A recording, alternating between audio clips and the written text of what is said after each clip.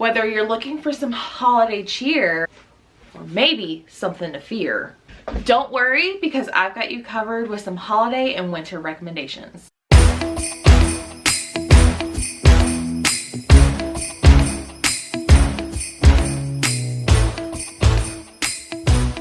What is up, you guys? Welcome back to my channel. My name is Jessie, and today I'm here to give some book recommendations, and specifically holiday romances and like wintry thriller type of books. If you're new here, my bread and butter when it comes to book genres is thrillers and romance, and I'm here to give you guys a lot of recommendations.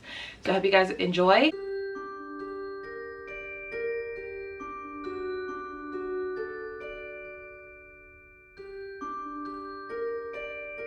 Would it even be a winter thriller recommendation video if I did not talk about No Exit by Taylor Adams? I feel like this is just a hardcore given, so I just wanted to like get it out of the way because I rave about this book all the time. I absolutely loved it.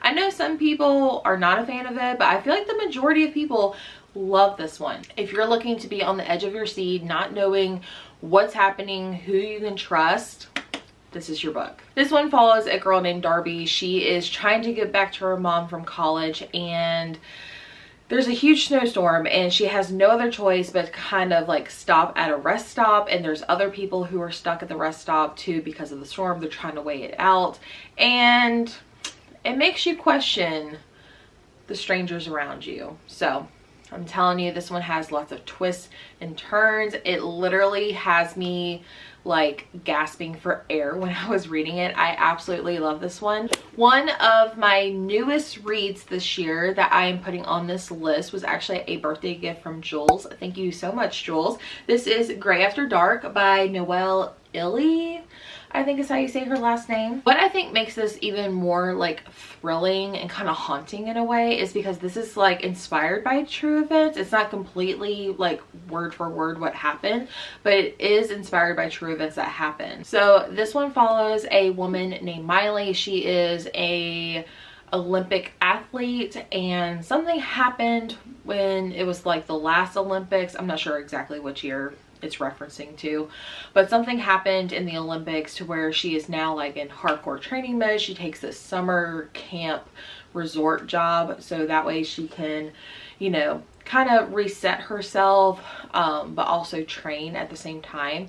And something happens when she goes on a run in the middle of the woods, and you know, it's very obvious like what happens. She gets kidnapped by these men. So it's super chilling because like it talks about like while she's in survival mode, it talks about how like it's getting colder and how they're preparing for winter, and she's like, it's very chilling. It takes place in Frank Church Wilderness, Idaho, which I'm not sure about any of that, but it definitely gives you like, it's like a huge wooded area, so it's definitely like isolating in a way. So I highly recommend this one. I will say I felt like it was going to be darker than I was expecting, but you know, if that's any of these books, actually check your trigger warnings, okay? Do your research. Okay, and to talk about like one of my favorite books at the beginning of the year, it is The Overnight Guest by Heather Gutenkopf. This definitely has like a wintry setting just based on the cover. I absolutely loved this book, and I remember when it first came out I was interested in it, but like people were talking not good things about it, and I just was very like, oh, I shouldn't read it, like people aren't liking it, but I just was always interested. Finally I decided to, you know what, form my own opinion, and I picked up the book. It was actually one of my first reads in January, and I loved it. I gave it 5 stars. I think it was very well written. The synopsis on the back does not even like touch the surface of what's actually happening in the book, which I think is great because I think you should kind of go into this a little bit blind, but in a nutshell, it is about a woman who like rents out this Airbnb on this farm, and I believe she's a writer. Yeah, she's trying to write like her next book, so she's trying to like isolate herself and just totally focus, and then something happens where like this blizzard snowstorm is coming in, and she finds something outside the house that is very disturbing. And that's all I'm going to say. It's definitely isolating, like I said. Definitely gives you that cold, chilly atmosphere. But there are like 2 other things that happened in this book that is not discussed on the back of the book, and I think you should not know what those things are and just kind of like go for the ride. So highly recommend. This next one, I'm actually kind of shocked to find out that I don't physically own it, so that's kind of sad, but it is Off the Deep End by Lucinda Berry. This one, like the wintry like atmosphere isn't like a big huge focus, but the story behind it kind of gives that like those vibes, if that makes any sense. This is about a woman where she is driving home with her son and her son's friend. Something happens where she like steers off the road, and her car, the kids and her car are like plummeting into this lake, and it's like icy, and so she is trying to like, you know, get herself out, save her child. And when she comes out with the child, it's not hers. She ended up saving the other child. And so now the story is following like the details of what happened afterwards. I still feel like that main part of the story is very prevalent like throughout the rest of the story. So for that main part of the story, I'm including it in this recommendation. The next book I want to recommend is The Family Game by Catherine Steadman. This one I really enjoyed. I gave this one like 4, but I could also see me recommending it to like a 4.5 in a way. This one I would definitely recommend like at this time, because it takes place like right after Thanksgiving leading up to Christmas. So it still has like, you know, like a holiday type of recommendation in that, but it's so good. It's about a woman who's engaged, and she goes with her fiance to kind of meet his family, this super wealthy family, and they're all a bit strange. And so, and there's also like tape recordings of like all this, like it's just so good. I highly recommend it. It definitely gives you that chilly atmosphere, but with a sprinkling of like holiday. Also, the author narrates her own audiobooks. I highly recommend checking out the audiobook. All right, now moving over to something a little more lighthearted, I do have a middle grade recommendation, and that is Dead Voices by Catherine Arden. This is actually book 2 in the Small Spaces quartet, I believe is what it's called. But I really loved it. I feel like you can kind of go out of order. I don't know, but I highly recommend the other one because that one takes place in like the fall Halloween time, and then this one takes place in like the winter time. Then the next 2 is like spring and summer. But Dead Voices is super cute. It's about these 3, I believe it's 3 kids. They are actually going to stay at this like ski resort, and it could possibly be haunted, but it's super chilly and it's so cute. I highly recommend reading this one, but also reading the ones around the series. I definitely recommend, especially for a middle grade. The next 2 books are actually horror books, and I feel like they're also like very similar to each other in a way. The first one I want to mention is The Shuddering by Naya Alborn. This one is about a group of friends who are going up in this cabin in the, you know, in the winter, and there could be something outside watching them, something evil. So I'm just going to say with that, I will say the people in the book are a little bit toxic, so if you don't mind that, I recommend. The next one is Near the Bone by Christina Henry. This one is very similar, but a little bit different. This one is definitely, like, definitely check your trigger warnings because it, like, throws you right in. This one is about a woman and her husband who are kind of living off the grid. Like, no one really knows about these people. And, you know, the husband is very abusive. I'm just gonna, like, spoiler alert, he's very abusive. You find that out right at the beginning. They're trying to like live off the grid, but the wife, when she's outside like doing, you know, outside things, she discovers like there could be like some sort of animal outside, and yeah, it goes from there. It's definitely isolating and chilling, both of those books. The next book is The Writing Retreat by Julia Bartz. This one is definitely winter. Like, just look at the cover. Like, duh. I am recommending this one because also, if you decide to read this one, I do have a book discussion from Sleep When I'm Dead. It was me and Liv from Liv's Library. We actually read and discussed this book in detail. This one is interesting. So this is about a woman who is an author. She gets the chance of a lifetime to go visit her favorite author of all time. So her favorite author is kind of hosting like a writing retreat slash writing contest. Whoever writes the best story gets published. But also her ex best friend that she has some really weird beef with shows up because she's also selected to be a participant in this retreat. So definitely weird tensions. Yeah, it's kind of feels like a fever dream, kind of goes off the rails. So I definitely recommend. It's definitely isolating too, because like they kind of get snowed in a little bit. So, and then my last winter thriller recommendation is Rock, Paper, Scissors by Alice Feeney. I absolutely love this one. It's my favorite by Alice Feeney. It's definitely isolating because it is a man and a woman who are married, and the woman, I believe, wins a trip to this Airbnb. It's actually this little church chapel. It's been converted to an Airbnb. She wins this. The couple are using this trip as their like last chance to save their marriage because they're having marital problems. And when they get there, like weird things start happening at this Airbnb.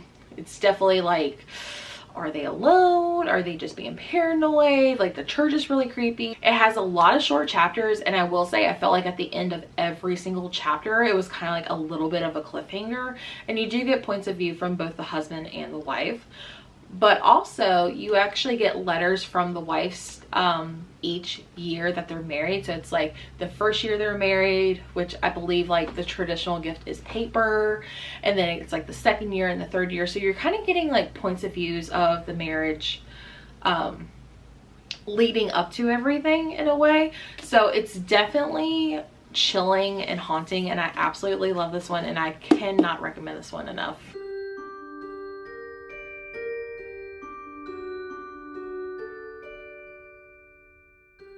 I actually have 3 Christmas thrillers. So like 3 in the middle in a way, if that makes sense. The first one is Christmas Presents by Lisa Unger. This was also a Sleep When I'm Dead book club pick. I definitely recommend this one because me and Gabby actually read this one. It is a super short novella. Like it's like barely over 200 pages. You can easily finish this one. I wouldn't say it's not the best thriller of the world, but like it's definitely like entertaining, especially for this holiday season. So I would recommend that. So if you pick up a copy, make sure you check out the Sleep When I'm Dead book club discussion so that we can get, you know, a little bit more interaction about the book. Another Sleep When I'm Dead book club pick. This one is super old. I think this was like the first December pick. It was me and Gwen, and we did Dying for Christmas by Tammy Cohen. And weirdly enough, like I feel like we did not like this book, but we also liked this book. And like if you've read it, you kind of know what we're talking about. Essentially, this is about a woman who is alone for the holidays, and I think she's out shopping. She meets this guy, and he's just like a super dreamy, like dreamboat, you know. I think they like share a table at like a restaurant, and you know, they're like super like into each other, and then he ends up kidnapping her. And he ends up like keeping her for the, I think it's the 12 days of Christmas. And each day he gives her a very disturbing and gruesome gift. And it's very interesting. Like definitely check your warnings. I will say this one definitely gave me the vibes of a very popular, iconic thriller book. I'm not going to say.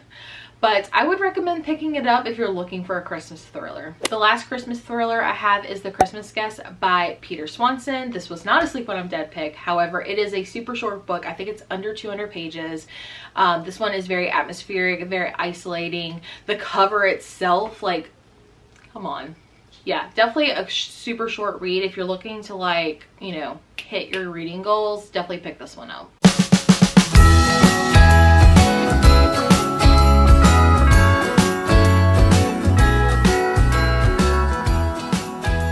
Okay, moving on to some lighter, fluffier stuff. Let's talk about some Christmas romances. The first book I want to talk about is All I Want for Christmas by Maggie Knox. This one is a super cute, like, kind of enemies to lovers. I'm pretty sure that's what the trope was. I read it last year, and so I'm trying to remember everything. But this one has like a singer-songwriter like backstory, kind of like The Voice in the way, because I know it's like a televised like TV production, and it's so cute. It does have like tougher topics in it, like with like parental relationships with their children. So I definitely recommend this one. Okay, the next two kind of go together, so I'm going to talk about in the order that I read them. This one is There's Something About Mary by Cody Hall. I loved this one. It is so freaking cute. This one is about Mary, and her family own this Christmas tree farm, and there happens to be a guy that works on the farm, and he's a single dad, and it's just so stinking cute. I highly recommend this one. It does get a little steamy like towards the end, but like I love it. And then the next one is actually book 1 in the series. So this is book 2. This is actually book 1. I clearly read them out of order, did not know what I was doing. But this is Nick and Noelle's Christmas Playlist. This one was my favorite book of 2023.